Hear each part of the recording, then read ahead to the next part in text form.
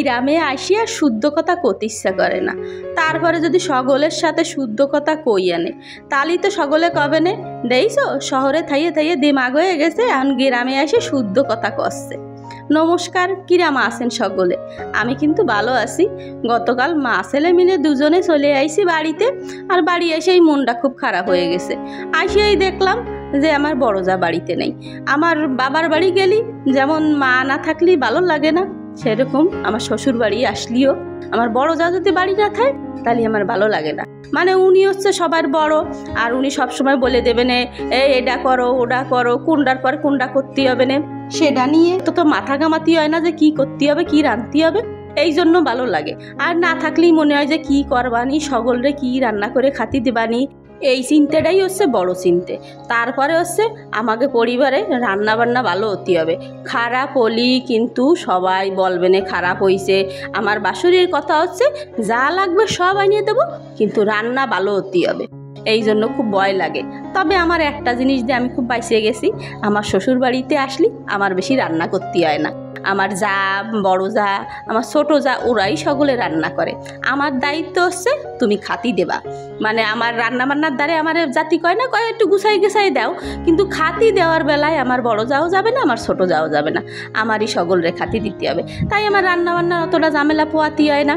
আর গতকাল যখন বাড়িতে আইসি আমার রান্না করতে হয় নেই, আমার ননদ আছে বাড়ির পাশে একজন থাকে, সে হচ্ছে রাইসে দেইছে রান্না বান্না করে রাখিছে। আমার ননদগুলোও খুব ভালো আছে, মানে সব কিছু যখন বাড়িতে সকলে আসে সবাই মিলে আমরা মিলেমিশে কাজকর্ম করি, ভালো লাগে। আশেপাশের মানুষ দেখলেও বলে তোমরা কি মিল সকলে যা ননদ মিলে কাজ টাজ করে টোরে খাও।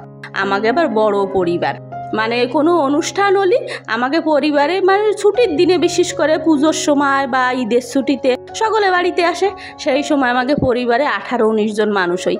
আমরা 3 যা, তারপরে দেবর বাসুর শ্বশুর, আবার যদি ননদরা তো বেড়াতেই আসেই, মানে আমরা যখন সবাই বাড়িতে আসি, তারপরে হচ্ছে আন্ডা বাচ্চারা তো আসে সকলের, যার জন্যে আমাকে 18-19 জন মানুষ হয়ে যায়। তো ভালো লাগে। এত মানুষ হলেও কিন্তু কাজকর্ম যদি সবাই মিলেমিশে করা যায় তাহলে কিন্তু আর অত কষ্ট হয় না। সকালবেলায় থালাবাটি সব ধুয়ে ফেলেছি, আর এখন সকালবেলায় রান্না হচ্ছে, তাও আমার এই সকালবেলাটাই রান্না করতে হবে না, দুপুরে আর রান্না করতে হবে না। আর আমার বড় যা চলে আসবে না দুপুরবেলায়। আর তারপরে হচ্ছে দুপুরবেলায় বাড়ির পাশে একটা নেমন্তন্ন আছে, সে এনে যায় খাওয়াবানি, তাই সকালবেলায় কোনো রকমে রান্না করতেছি। আর আমাকে সকালবেলাটা কমন খাবার থাকতেই হবে, ডাল হলে সবাই খুশি, সল মাইয়ে বুড়ো সকলেই খুশি, তাই জন্য ভাবলাম যে সকালবেলা ডাল করি। আর আমার বাসুরির সল মাইয়ে আবার সব কিছু খায় না, তাকে জন্য আবার ডাল খাবে না, আর তার সাথে একটু ভাজি করবানি, বেগুন ভাজি আর পটল ভাজি করবানি। তাই এইদিকে ডাল বসাই দিয়ে ভাবলাম যে এইদিকে কাটিয়ে নিই। আর আমার সল ডানো উঠিনি, আর ও উঠলিও আর বিরক্ত করে না, অনেক একটু বড় হয়ে গেছে, তো আগে বেলা বিরক্ত করতো, সকালবেলায় উঠেই ওর দ্বারে বসে থাকা লাগতো। এখন উঠেই একা একা খেলা করবে না, আর এখনও উঠতে দেরি আছে, 10টার দিকে ছাড়া ওঠে না সহজে। আমাকে এবার ঘরে গ্যাসও আছে, তা গ্যাসের রান্না পছন্দ হয় না, যে সব সময় তো গ্যাসের রান্না খাই। আর আমার বড় যাও গ্যাসের রান্না ভালো ঠায় না, সে সব সময় চুলোই রান্না করে। আমরা সকলে আসলেই বাড়ি বসে চুলোই রান্না করি, আমাকে পাতা দিয়েও রান্না করি, আবার কাঠও আছে তা দিয়েও রান্না করি। ভাতের জলটা গরম হয়ে গেছে, চালগুলো ধুয়ে দিয়ে দিলাম, আর এদিকে ডালটাও প্রায় হয়ে এসে ভাবলাম ফোড়ন দিয়ে দেব। আর আমাকে এই জায়গায় জলের বাড়ি সমস্যা, টিউবওয়েল আছে কিন্তু টিউবওয়েলের জল দিয়ে রান্না যায় না, তারপর সাপ্লাইও আছে, সাপ্লাই জল দিয়েও রান্না যায় না, ভাত লাল হয়ে যায়, তরকারি কালো কালো হয়ে যায়, যার জন্য আর কলের জল দিয়ে রান্না করি না। পুকুর আছে, পুকুরও অবশ্য এখন শুকনোর সময় তো পুকুরেও আর জল নেই বেশি, যার জন্য পুকুরেরতে আর আনি না। বৃষ্টি হলে আমার যা বৃষ্টির জল ধরে, আর তা না হলে আমরা সকলে মিলে নদীতে যাই, নদীতে যেয়ে জল নিয়ে আসি। ডালটা নামাই ফেলেছি, আর এখন পটল ভাজিটা দিয়ে দিলাম, আস্তে আস্তে পটল ভাজি অতি থাক। বেগুনটা কাটে নিছি, এরপরে ভাজি করে নেবানি। আর ডালটার কি ফাইন কালার হয়েছে দেখছেন। তেমন ভালো রান্না করতে পারিনি, কিন্তু ডালের প্রশংসাটা সবাই মোটামুটি করে। রান্ধে বাড়ি চলে আইসি, ঘরে বিছানাপত্র তুলে নিলাম। গতকালকে আইসে শুধু বিছানার চাদরটাই পাল্টে ফেলিস।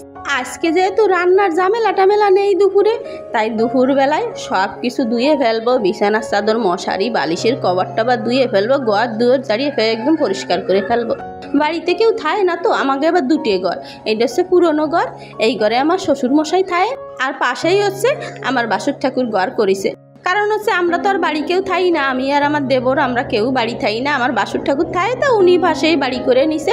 আর আমরা মিলেমিশে সবাই থাই, যেহেতু আমরা পরিবারে 18-19 জন মানুষ, সবাই আসলে তো আর এক ঘরে ধরে না, পুরনো ঘরে, তাই আমরা এই ঘরেও থাকি, যে যে জায়গায় সুযোগ পায় সেই জায়গায় থাকে। আর বিছানার চাদর সব ধুয়ে ফেলেছি। বড়দি এবার ফোন করলো যে সে রওনা দিয়ে দিছে, চলে আসবে না, একটু পরই, বেশি সময় লাগে না, ঘন্টা খানিকের মধ্যেই চলে আসবে না। বাপের বাড়ি গেছিল, আমার মা ওই মা ভীষণ অসুস্থ ছিল, হঠাৎ করেই ফোন করেছে, তাই দেখতে গেছিল। কাপড় চোপড়গুলো সব মেলে দিয়ে সলডারে স্নান করাই দেবো, আর আমিও স্নান করে রেডি হয়ে নেবো। আমার বড়দা আসলে আমরা দুই বোনেই একসাথে মিলে যাবানি ওই পাশের বাড়ি। তা ভিডিওটা তাহলে আজকের মতো এ নিয়ে শেষ করতেছি। ভিডিওটা কেমন হয়েছে সেটা কিন্তু অবশ্যই কমেন্ট করে জানাবা, আর যদি ভালো লেগে থাকে তাহলে কিন্তু একটু লাইকও করে দেবা। আঞ্চলিক ভাষায় যদি ভিডিওটা ভালো লেগে থাকে কমেন্ট করবা। আজকের মতো চলে যাচ্ছি, টাটা।